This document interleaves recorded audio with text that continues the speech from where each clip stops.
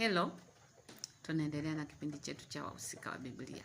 Tunaendelea kumtafakari Adam na Eva katika kile kitabu cha Mwanzo, tukiangalia ile sura ya 3 kuanzia mstari ule wa 2 hadi wa 7 pale. Tunaona jinsi ambavyo nyoka alimdanganya Eva.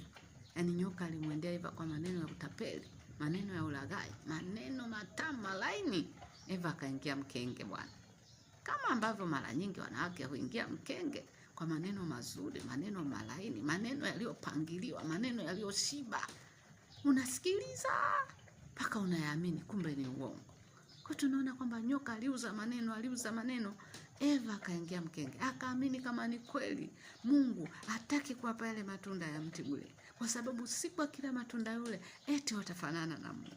Tena akasema sio tu kufanana na Mungu, watajua mema na mabaya. Jambo hilo likamtamanisha Eva. Eva akasema kumbe kuna mambo Mungu anatuficha. Kumbe kuna mambo tumekosa. Akaamua sasa leo nakata mzizi wa fiti, nakula tunda. Eva akala tunda bwana. Alivyokula tunda, mambo yakaharibika. Tunajifunza nini? Kwamba jamani, wakati mwingine usitake vya uvunguni, shukuru kwa kile ulichopewa. Eva alitaka kutafuta kitu ambacho kiko nyuma ya pazia, hata ambacho hakielewi. Lakini kama swala la kufanana na Mungu, Mungu alishatuumba kwa sura na mfano wake.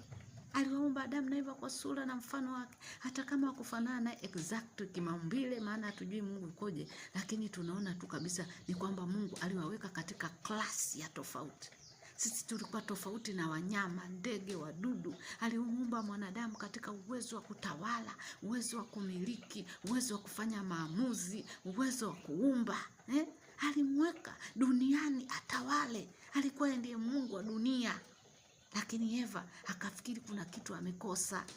Akaanza kujifanya anafiksi mambo, kumbe anaharibu mambo. Wanawake tuwe makini na tabia ya kupenda kufiksi mambo. Wakati mwingine tunafiksi vitu, badala ya kuvifiksi tunaviharibu zaidi.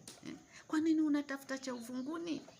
Kwa nini unataka usichokijua? Kwanza kushukuru kwa kile ulichopewa. Wanawake wengi wako hivyo. Unaanza kujiona wewe ni mnyonge, una kitu, sio mzuri, sio nini, unatamani maumbile ya mtu mwingine. Unatamani sura ya mtu mwingine. Unatamani muonekano wa mtu mwingine. Mara hiki, mara nikakate utumbo, mara sijui nikaongeze maips, mara sijui nikafanya nini. Jamani, umeumbwa wewe kwa sura na mfano wa Mungu eti.